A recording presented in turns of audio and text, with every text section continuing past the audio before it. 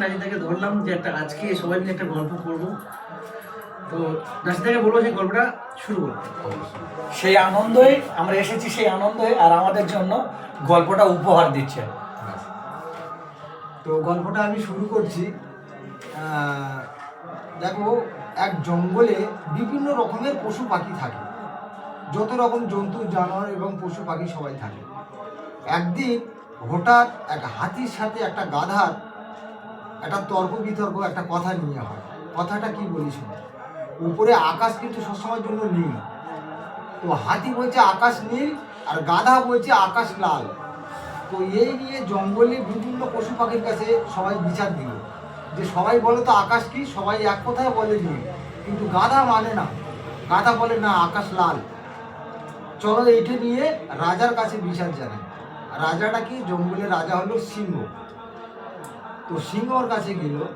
সিংহ বলছে ঠিক আছে, বিচারটা তো আমি আজকে করবো না, বিচারটা কালকে করবো।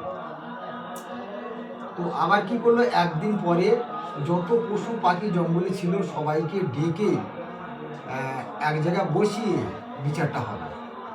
কি বিচার হবে? এবার হাতিকে বললো, বলে তোমার সমস্যাটা কি বলে। হাতি বললো দেখো, আকাশ নীল আমি এটাই বলেছি, গাধা আমার সাথে তর্ক করছে, গাধা মানছে না। তখন গাধা বলছে দেখো, আমি জঙ্গলের খুব একটা ছোট্ট প্রাণী, আর হাতি এত বড় শরীর নিয়ে ও আমার সাথে কেন ফালতু বিতর্ক করছে, আমি বলছি আকাশ নীল, কেন মানছে না। রাজামশাই বিষয় ঘটনাটা পুরোটা শুনল সিংহ মশাই।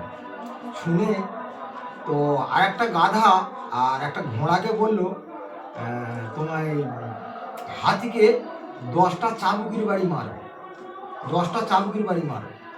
তখন হাতি বলছে রাজামশাই এটা কি বিচার হলো, আমি বলছি আকাশ নীল এবং তুমিও জানো আকাশ নীল, সমস্ত পশু পাখি জঙ্গলে সবাই জানে আকাশ নীল, আর গাধা একা বললো আকাশ লাল, আর ওর কথাটাই সঠিক হবে। বিচারটা ঠিক হলো কি? বলে আমার বিচার সঠিক বিচার এবং জঙ্গলের শেষ বিচার, এনাকে 10টা চাবুক মারা হবে। তখন হাতি আর একবার বলছে রাজামশাই ভেবেছেন? বলে হ্যাঁ সঠিক ভেবেছি, আর এর কেন চাবুকটা তোমাকে মারা হচ্ছে সেটাই তোমাকে বলছি। তুমি জানো জঙ্গলের গাধা, এ তো গাধা তুমি জানো, আর গাধার সাথে তর্ক করার জন্য তোমাকে এই চাবুকটা মারা হবে।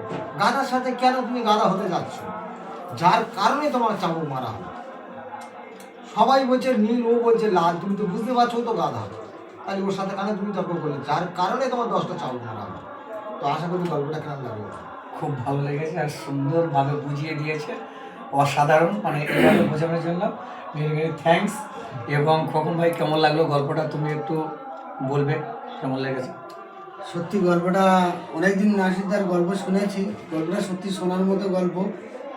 গল্পটা সবাইকে বলবো শেষ পর্যন্ত দেখবেন, ভালো ভালো সুন্দর সুন্দর কমেন্ট করবেন, আমাদের পাশে থাকবেন, ভিডিওটা বেশি বেশি শেয়ার করবেন। ধন্যবাদ সবাইকে।